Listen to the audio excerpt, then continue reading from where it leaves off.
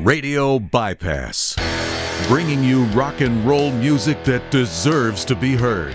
Discover new bands. Here's some old favorites on Radio Bypass. Hey, rockers. Today on Radio Bypass, we have another band creating rock and roll music that deserves to be heard that you need to know about. Joining us today is Drew Cagle from Drew Cagle and The Reputation. How you doing, Drew? Good, man. Thanks for having me. Thanks for coming by Radio Bypass. Glad to have you here. You've got a brand new single that I got turned on to called All Figured Out, which I love, and we're going to play that at the end of this interview. But that song got me very interested in knowing your background and all about you. And I've read up what I can find on you, but I'd like you to share your story with our audience. Because it's intriguing to me that you're from Champaign, Illinois, not known for a ton of rock bands of this nature. REO Speedwagon, obviously a big one to come out of Champaign, but younger bands, I haven't heard too many playing this kind of rock and roll from your neck of the woods. So how did your band come to be? Yeah, man. So my band is pretty much my story, and my albums and my singles that go through that tell my story through it. So I can just walk you through it if you'd like. Absolutely. Sweet. So when everything first started, I grew up in Champaign or around that area and the surrounding towns and in Champaign itself. And, once I decided that I wanted to pursue music and follow that journey, well, I guess I have to say where it started. So when I first figured out that I wanted to become a musician was when I had went and seen Guns N' Roses on their reunion tour in 2016. I saw them at Soldier Field in Chicago, and I think that was like the first or second show they had even scheduled back with Slash, Duff, and Axl all together. Right. And so I was just that show, changed my life. It was a combination of, no one knowing what was going to happen. Was it going to fly off the rails like everyone thought it, like it did in the 90s? Were they, did Slash remember the solos? Could Axl still hit the high notes? All that stuff, And I was so enthralled with that feeling of mystery, Uh-huh. with when it came to music. And then when they hit the stage, man, it was explosive, and everything was just perfect, and it felt dangerous, and it felt real, and it felt raw.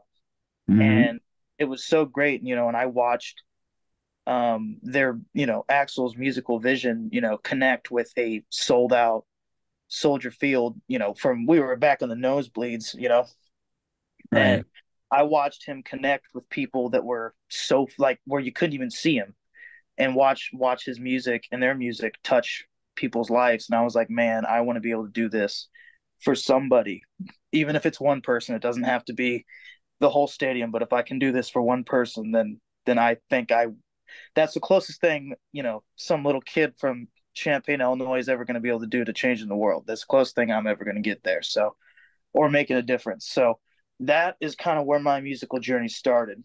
And then Okay. once I figured out what I wanted to do, I made sure that I wanted to capture the elements that made that so special to me, and then figure out my own way to give you a unique experience that only I could give you. And so as that ended up going further, I ended up starting to write a lot of songs. I started to get really into songwriting, and I spent a lot of time, in the woodshed getting good and honing my craft and stuff. And when it came You are, time, had you already been playing at the time of 2016 when you saw this Guns N' Roses show? Had you already picked up instruments, or is that what prompted you to start playing as well? it's what prompted me to do it for real, or like just take it seriously. I think maybe one time I had maybe sang or something before, but never really, in front of people or stuff like that. But that was the moment. I sang for fun, but it wasn't ever. I never thought to myself, I can give people something. when I did it. And then once I saw that that was something that could happen, then I dedicated my life to being able to do something like that. Okay. So, you know, then I proceeded to, write songs and stuff like that. And, I found out that that's what makes me special. It was never being able to sing the highest or play piano the best or play the guitar the best. It was always, um, what I can write and my vision that I can portray. And Hmm. so what happened is I got older and I started trying to, go out and I wanted to play my songs for people because I wanted to see what was good and what was bad and what could connect with people and what wouldn't.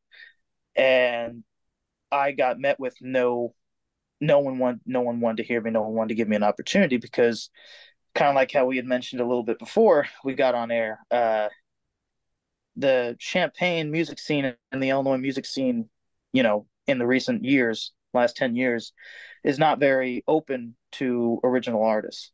For And so when sure. you come out and you say, I want to move people with words that I've written, um, most people, will just turn away from you, or especially if they're a venue owner, they say, get the hell out of here, you know? Right. And so with that, you know, I ended up making a record and they had this, whole intricate um, vision for it, which was Haunted. And it was a concept album. And, I had gone out and I had tried to play my music in front of people and was left with not many opportunities. Even open mic nights wouldn't really have me much because there wasn't many in the time. And then I ended up being known around town as the guy who wants to play original music, and it was kind of like a little bit of a laughing stock that got from it, because I'm not up there playing, Johnny Be Good and the worst rendition of Don't Stop Believing you could possibly imagine, you Right. know, and it was kind of funny to see that all these people, I tried to develop a band because I realized, I can't make rock music just by myself. And so when I put that together, I ran into a lot of, you know, weird, weird responses from musicians and stuff like that because they didn't quite understand what I was trying to do. The people around the area were so in this cover band mindset that they didn't understand that no, I have a vision and I'm trying to give people something that they haven't seen before. Hmm. And that's kind of something that got lost from the REO days in Champaign. And it was kind of sad to see it happen, because REO touched so many people with their vision that they had. And same thing with Cheap Trick and Hmm. people like that. But Illinois kind of started to get away from it in certain areas, especially when it came to someone trying to start out and do it. So Right. I built a little bit of a reputation for myself as someone that was hard to work with just because all I cared about was portraying a vision the correct way. And people around town started, black blackmailing me or blackballing me, I guess, and keeping me from playing in certain venues and most venues around Champaign because of this desire to play original music. And so I just took that and I end up saying, you know what? All these people around here say I'm this bad guy. They say I've got this terrible reputation. They say I'm horrible to work with. Well, why don't I just make that my band name?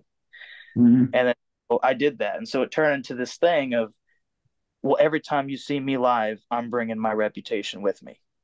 So that's where the Drew Cagle The Reputation name comes from, is because there's two different things that's going to happen. There's going to be me who shows up as who I am, and there's going to be me who shows up and who you think I am. And Hmm. that's what the kind of concept of Drew Cagle The Reputation comes from. And my thing that I've always believed is for true authentic rock and roll, you need two elements. You need mystery and you need danger. And that's rooted in that Guns N' Roses show I was telling you about earlier, but it's also rooted in so many different things if you really are a student of rock and roll. Hmm. Yeah, there's just the thing I always say is, you never want to know what Mick Jagger had. I don't want to know what Mick Jagger had for breakfast, this last week, Right. or where Steven Tyler, buys toothpaste, that kind of thing. That's not rock and roll. That's not cool. The thing that's cool about rock and roll is the mystery and the danger if you don't know what's going to happen next. Hmm. And I wanted to bring that to people. And this whole time, I guess I've just been trying to figure out the right way to do it. And I think I finally got it all figured out, if you want my little cheesy joke there, uh, as we get into our new single and stuff. Right. Because, yeah, so the way that worked was, and anyway, to get me to end up, getting to where I am today, I recorded a record, kind of like a, basement recording or whatever, the haunted EP or whatever. And still, Champagne didn't really want too much to do with me. They let me in here and there, but then I just decided, I'm like, if they don't want me here, I'm gonna go find the people that want the music, that want to hear something different. And that's what I did. I went to all the surrounding major cities and I played my music to anyone who would hear it.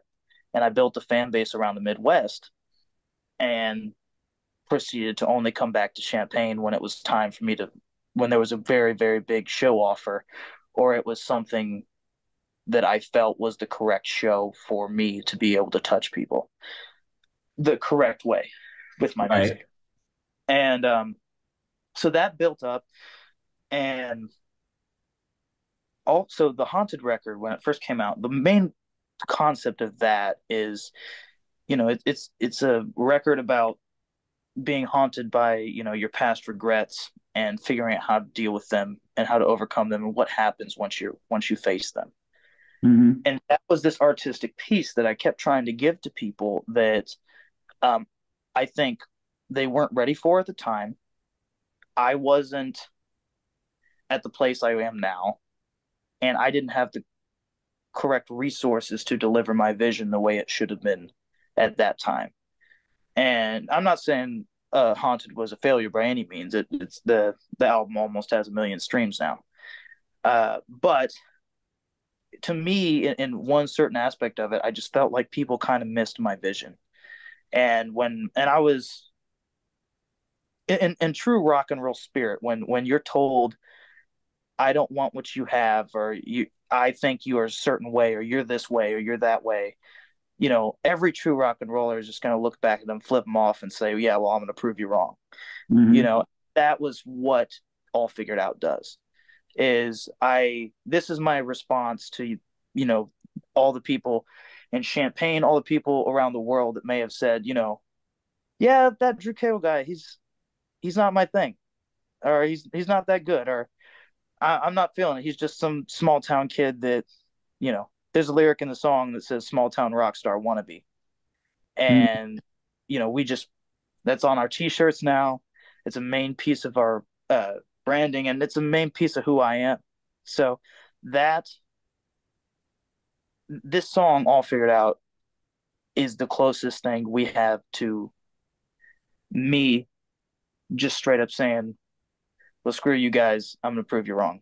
And that's where we're going with this massive tour that we did, and that we're on the process of now. And Yeah, and say you have a lot of dates coming up. yeah, yeah, got a bunch of cool ones. The tour kicked off few months, or about a month or so ago. We had some shows with Mr. Big. We had some shows with April Wine. Uh, we joined the To Hell with the Amps tour with Striper, which was really cool. We played with Three Dog Night a few nights ago, and got some shows next month with Great White and Slaughter and Trickster and stuff. So we're getting around, and we're having a blast doing it.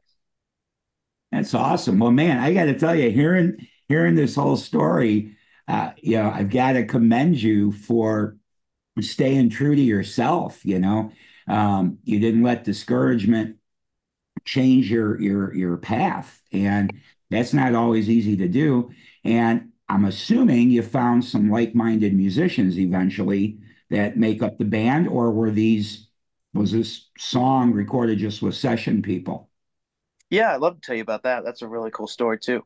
Um, Before I get to the band and the recording stuff, what you said as the so I gave you the two elements for true rock and roll a little bit ago.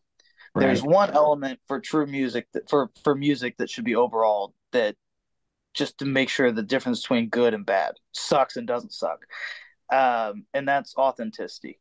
If an artist isn't writing a song with authenticity and from the heart, it's never going to touch anyone else's heart, and it's going to sound terrible, and it's going Agreed. to suck.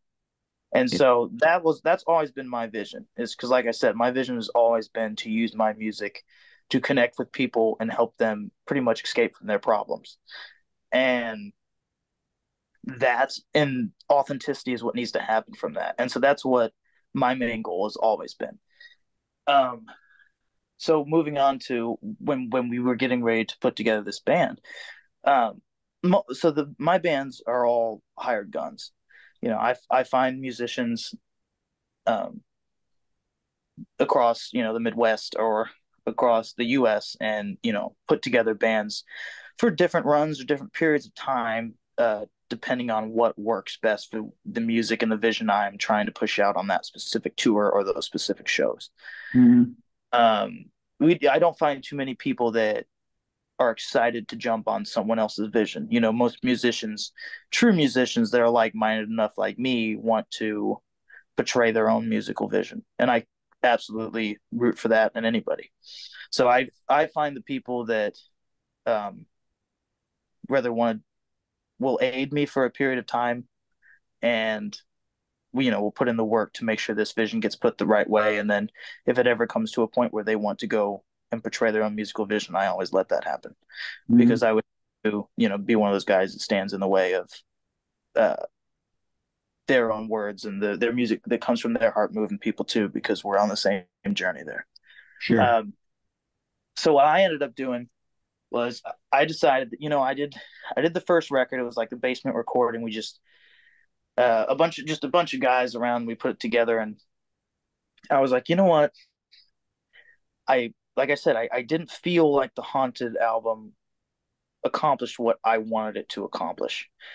I mean, I have a different thought process on it now, but back when I was first getting into this, I didn't feel that it did what it was supposed to do. So I said, you know What do what? you feel? What do you feel it didn't achieve? I don't know. I don't really know what I was trying to achieve. You never really know with stuff like that. I guess I wanted to prove something to people. I don't know if I wanted to prove people wrong, but I wanted to prove people that my vision was worth listening to.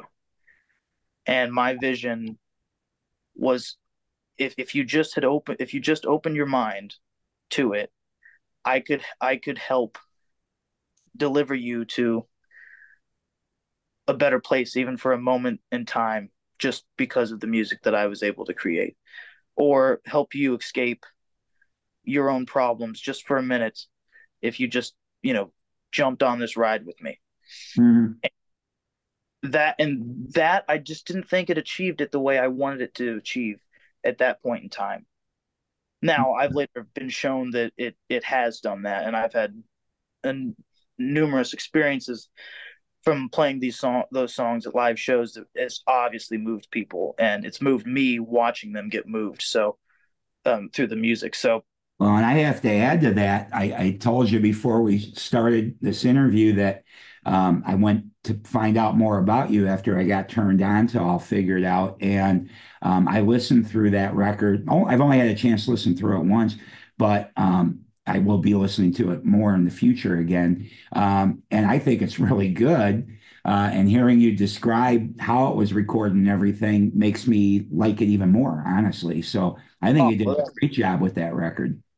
yeah, when I look back on it, whenever you're a creator, you always look back at the mistakes and with critiques more than at a finished product than you should what you accomplished. And when I look back at it now, when I look back at it before, I looked at it differently. I wanted to sound like a radio album. And instead it didn't, it sounded like what it was. It sounded like a basement, very raw, you know, songwriter album. Hmm. That's when I look back at it now, that's what I see. I see that that was me giving my vision to people in a songwriting standpoint. There's the production isn't the best on it, and there isn't any crazy over the top like there is some great moments, but there's nothing that is truthfully like wildly grabs you. I think that the thing that makes that record good and what's connected with so many people is the vision and is the words and the lyrics and the journey that I take you on from track 1 to track 8. Mm-hmm. I don't think that's a song that singles necessarily speak louder than it would if you listen to the whole record. And that's what I see it now as, and I like that. I like to see it as that, because now I see what's on the horizon and I know what's coming for you guys, and I know that you're gonna get everything I wanted the first record to be coming up very soon. And so now, to me, that piece of music is something special for the back catalog for people that really want to dig into a musical journey I can give you. But now when we go over to All Figured Out, it's everything that I want it to be. It can give you a musical journey in itself and give you a message and something you can relate to, but it also has the best musicians in the world on the record. Mm-hmm. And so going into recording that recording process, I decided, Haunted wasn't what I thought it was going to be. So I was going to make this next one the best record ever, that I could possibly imagine and create at this period of time. Right. So I said, all right, this is what I'm doing. I'm going down to Nashville and I'm recording it down there. And so I ended up getting the producer from the Eagles, Matt Coles, and he's produced the Eagles, Alice Cooper, Dan and Shay, just a bunch of the best, artists down there. Mm-hmm. And he hooked me up with all his studio musicians down there for the record. So we ended up on the record. There's Shannon Forrest from Toto, and he's the touring drummer for Toto. Also played on all the Taylor Swift hits too.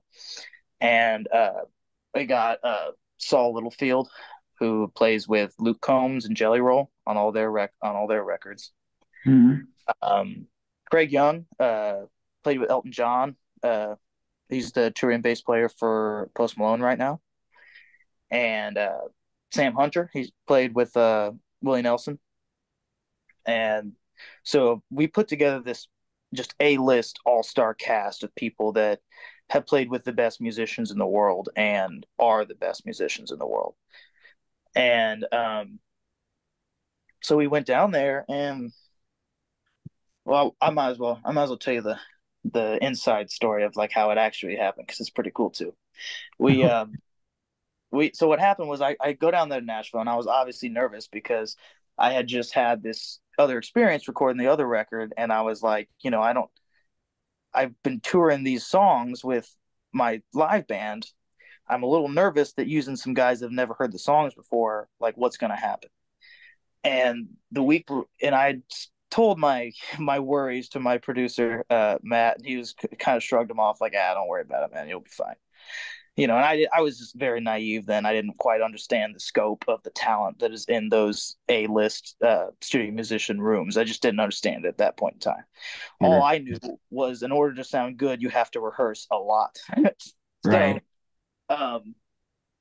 So what happened was I had 7 songs that I had sent to him, and about 2 days before I go down to Nashville, I write this new song, and it's called All Figured Out. And I just had sat in my garage and wrote it on acoustic, and I was like, man, this thing, it came together in about an hour or two.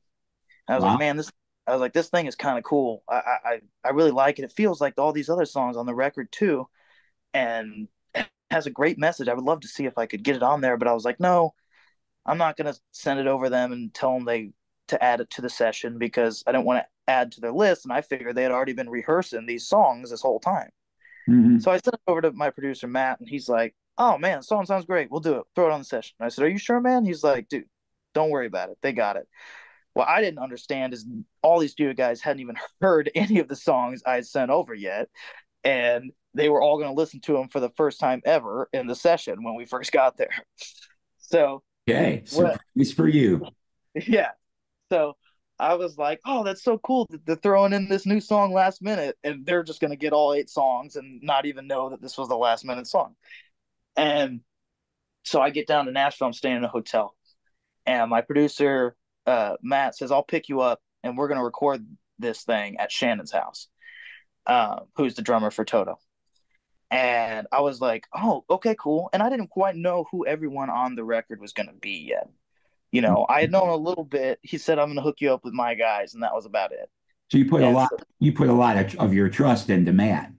I did, and that was probably the best investment I ever made. Hmm. And can't thank him enough. Um, and so he picks me up from the studio or from my hotel and takes me over to Shannon's house. And so I'm expecting, hey, we're recording in Nashville. We're gonna go down on Music Row and we're gonna, play up at Blackbird and all these, famous, studios. And I didn't, and we drive and he starts going out in the country of Tennessee, of Nashville. And I'm like, what in the hell? Like, what do you mean? We're not going down next to Broadway? Yeah.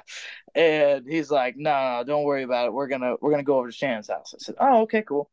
So then we're going out, we're going through the hills. There's no houses around anymore. We're in the country like crazy. I'm like, is this a mistake? This kind of get a little sketchy. I wonder what's gonna You happen. kidnapping me? What's going on here? Yeah, yeah.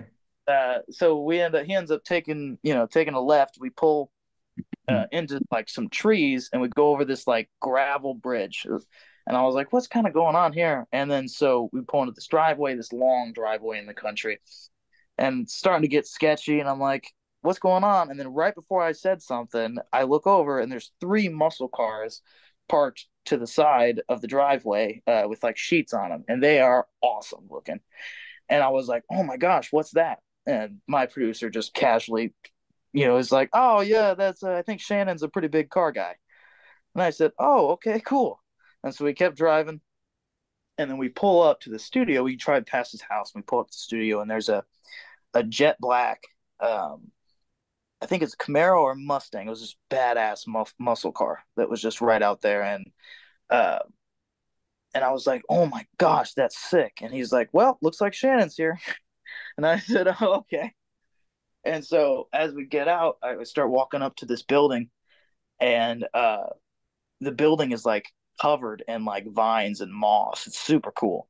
And all you can really see is like the door. It looked like something like out of Lord of the Rings or something. Okay. And so, they open the door for me. We start carrying gear, and I walk in, and I look around the room, and I realize what's going on. How talented these musicians are in the room and who they played with and what the seriousness of the situation was. Mhm. And the studio he has built at his house is one of the coolest places, the coolest room probably I've ever walked into. It's built for drums, because he's the drummer. Right. And yeah, and so it's super tall, like so all the sounds can go up into the overheads and stuff. Mhm. And so what it is like the walls around the room, it's like an oval shape. It's super tall. And the walls there's cutouts in the walls for snares. So the walls are covered with snares. Just so many different snares. That's And cool. yeah, and then he has like a little like a ledge and an awning on top of the like top of the ceiling where he has some of his old touring kits that he'd used for like Toto and different bands, and he has them set up like kind of like Christmas trees at the top of the place. It was super cool. And then the room over is a bunch of different recording stuff. So anyway, we end up getting in there, kind of meeting each other. They were all super cool, and they were like, "Hey, what are we doing today?" And I was like, "Okay, yeah." So I got this rock record, small town kid telling all these seasoned guys, I got this rock record I need you guys to play on. I don't know if you kind of get it. And and I ended up showing them all figured out. And it starts, they about 30 seconds into it, or about a minute into it, they're like, oh, we got it. And I was like, what?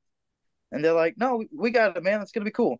I was like, but wait a minute, you haven't heard there's this big stop later on in the song and there's all this other stuff. And they're like, yeah, I'm sure there is, buddy. We got it. you know. Shut And up, then let's record. yeah, yeah, and then they went out and just absolutely killed it, in about 2 takes maybe. And that song was super cool to do because, like I said, I had written it a few days before, so I had Right. no previous ideas of what this song is supposed to sound like. Because when you'll play them songs live and tour them a little bit and kind of craft them into what they're supposed to be. But that song specifically, I walked in with no like preconceived notions of what it's supposed to be, and I just told them, I said, "Hey, if you think it sounds good, let's do it." And so it was really cool because I actually got to collaborate with all these people on that song. And if someone's like, "Hey, if you got an idea, throw it out. We'll see what happens." And this is what happened. Right. And it was really cool because all of the songs kind of what those studio guys down there is they don't get to really show off too much because they play on a lot of those country records where they really want to take the emotion kind of out of it and kind of just put you in a backbeat and like a background kind of thing so the vocalists can kind of shine, or the main star can shine. And so I immediately walked in there and I was like, "Hey, this is rock and roll. I want you guys, and you guys are the best musicians in the world. I want you guys to give me everything you got. Don't pull back anything. Don't pull any punches. Let's just balls to the wall. Let's do this the right way." And man, their faces lit up when they saw that, and they were like, "Oh yeah, you got it. We can do that." And man, it was just so cool because we were all just in the same room jamming, and we banged out 8 songs in one day. Nice. We did the whole thing in one day, and it was super cool. We had Shannon when we had our lunch break. Shannon ended up taking us out in the muscle car, and we ended up driving and listening to the Stones or whatever on his new stereo that he put in the car. And we got some barbecue, and then we came back and we kept working, and it was just a great time. Man, that's awesome. So you mentioned 8 songs. So obviously you got a full record coming at some point. Do we have a release date for a follow-up single or the whole thing coming out? Yeah, that's a good question. I'm trying to keep it a little bit close to chest here on this stuff, so I can't really give you an album name yet or a release date. But I can tell you Sometime this year at least, though, right? you can expect at least another single this year, at Okay. least. Okay. Uh, we're gonna see how All Figured Out does and how the tour is received, and pretty much see what people want coming from after that, and then we're gonna hit them with the. We got a couple aces in the hole, so there's some cool stuff coming. Um, yeah, there's 7 other songs that were recorded in that specific session in that day. Um, they all are accumulated similar to um, Haunted, as in they do tell a story as well. I'm not in this game to make singles. I'm in this game to tell stories and make records and give you a musical journey to be on. Whether you choose to join us on song number 1 or you choose to join us on song number 6, um, I will have a musical journey waiting for you whenever you're ready for it. So I can tell you this: All Figured Out is track number 1 on the record. So It's a when good way to so lead off people a are, record. yeah. So it's the first single is the first song. So everyone here now is starting with us on chapter 1. And so if you like you know, uh, I'm gonna prove you wrong, chip on my shoulder, type song that All Figured Out has, you have very reason to expect that this is going to continue in this type of fashion for the rest of the record. Nice. Love it. So let me ask you this. You've got with because you've been so dedicated to how you wanted things to be and didn't let the naysayers bring you down or change your path. When you're playing live, is it all your material or do you throw in a few covers? So it is very, very strongly mostly my material, and it has been that way for a long time. Um, More recently, we've started to bring in covers, but the covers are normally changed very frequently? Yeah, or the nature of the cover is changed Put to a fit. little of your own stamp on it. Yes, to fit my vision, and it will fit in the set list where I would have put a song of my own there, but it will be, done a different way. If you, I'm sure if anyone is interested in hearing what I'm talking about, you can find it on YouTube or our Facebook page. We do this really cool cover of "Ain't No Rest for the Wicked," where we make it all hard rock, put a couple guitar solos in there, and do some real cool stuff with it. And that's pretty much kind of what I like to do. There's only maybe a few songs that sometimes when you cover a song, it needs to be just like the record, and sometimes you have the ability to make it your own. Mhm. And try to, um, I try when we do a cover, I try to make it my own, unless it's one of those absolutely iconic covers that need to be turned into or need to be shown that the only difference is how I sing it. So I kind of ride the line every once in a while, but my shows are very prominently based around my vision and my songs. And those covers come in when it's time to move you to a different side of my vision or open your eyes to the next, what's coming next. Mhm. Awesome. Awesome. Well, Drew, I gotta hand it to you, man. I appreciate a young person like yourself, number one, loving this kind of rock and roll. Yeah, Number man. two, being strong-willed enough to stick with it without necessarily being in a great environment for that. It sounds like you had a lot of rejection and a lot of naysayers in the beginning, but I think you're going to succeed in doing what you want to do, which is prove everybody wrong. That Oh yeah. a good career ahead of you, as good as it can be in today's music business, anyway. Um, and just keep doing what you're doing, man. Hone your material, and I'm impressed just hearing the way you talk about your songwriting. I can see that you're really passionate about it, and that's refreshing. I love that, and I love artists that have that kind of passion and dedication to that craft because not everyone does, and um, you know, definitely being a musician ain't for cowards. You got to be tough and without being a dick, of course. And it seems like you're well on your way, and it's amazing to me. I mean, I see you got a lot of dates coming up throughout the Midwest. We'll have to get you out and join another fellow Illinoisan here. We'll have to get you out to the West Coast too. But Yeah. it's been great. Is there any before we wrap things up? First of all, everybody, Drew does have a website, drewcagle.com, Drew Cagle and the Reputation on social media. Check them out, follow them. And what I want to do, obviously, at the end of this is play All Figured Out, the current single.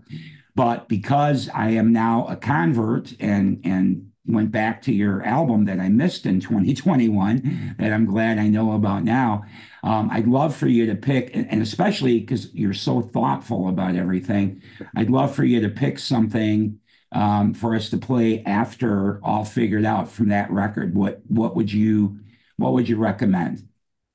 Yeah. So I'll tell you what, before I give you my recommendations, thank you for saying, that it's refreshing to hear about, new music and rock like me, because like I said earlier, that's my main goal.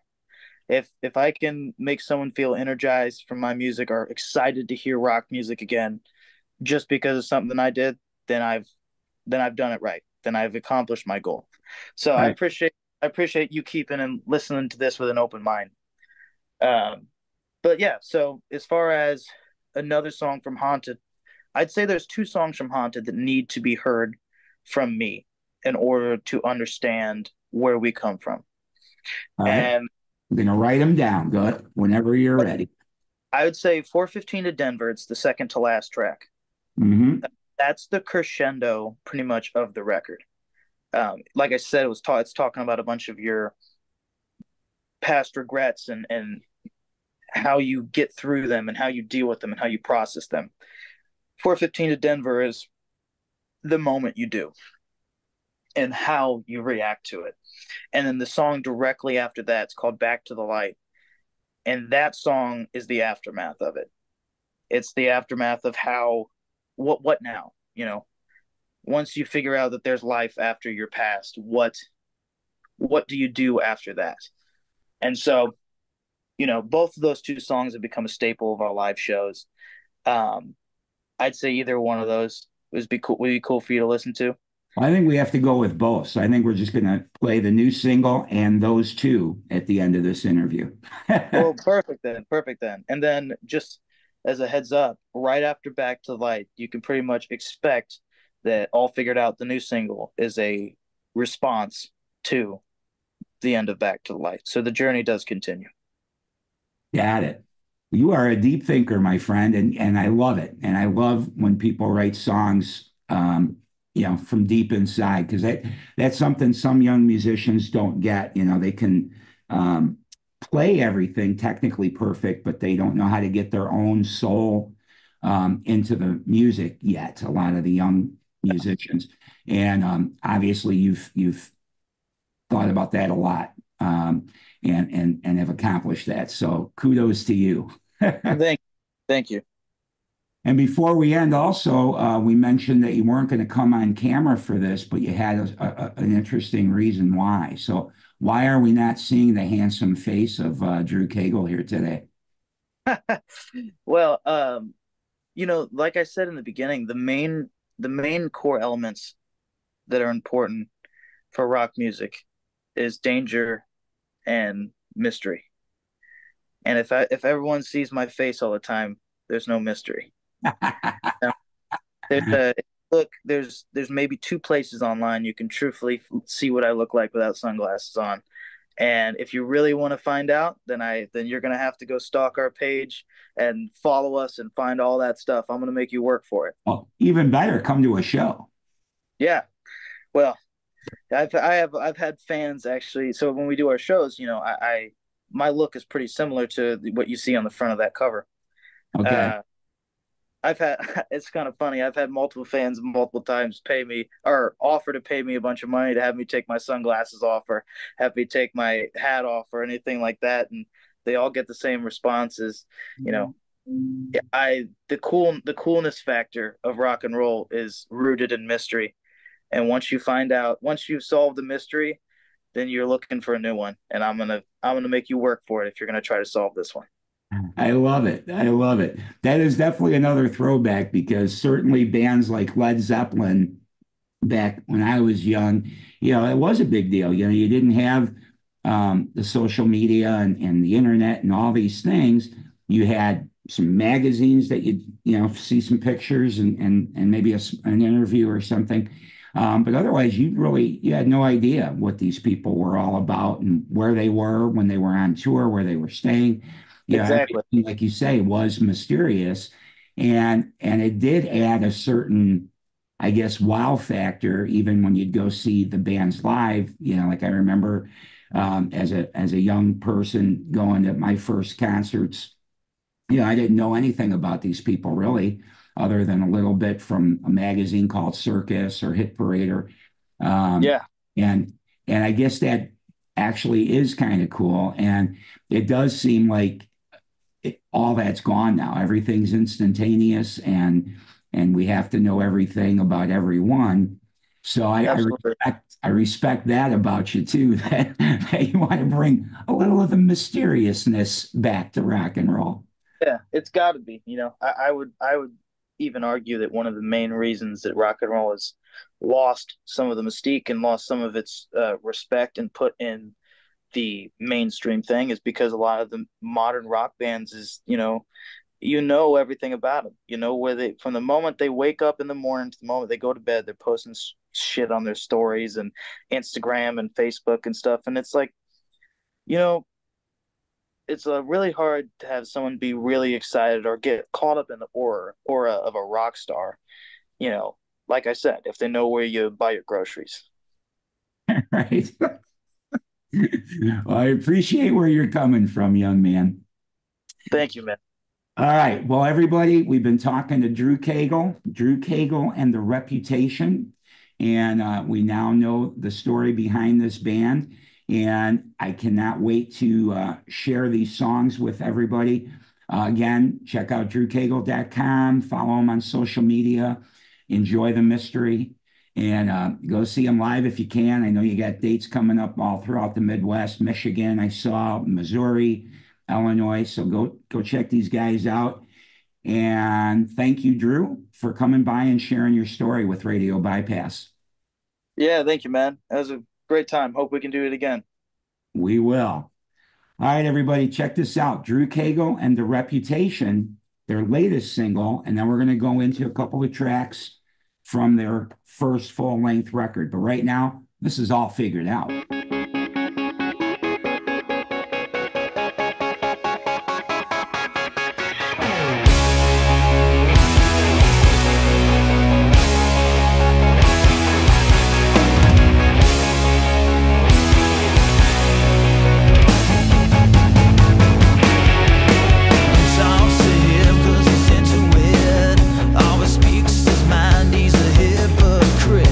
Stab you in the back if he gets a chance.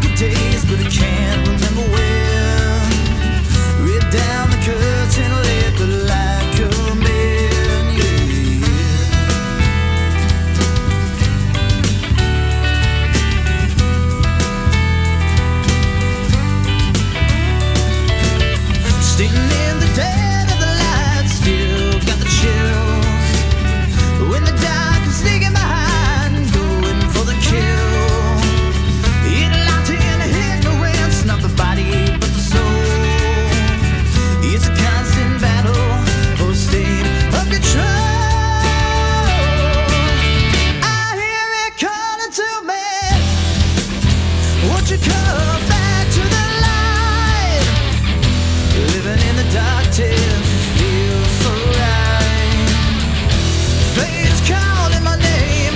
What's in store? I can't live in the dark no more.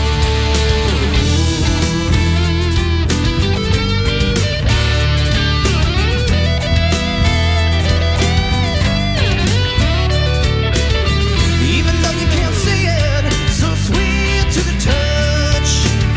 And you gotta be careful not to take too much. Separate the dark, the light by a thin line of gold. If I chose to walk the line, could have been so bold.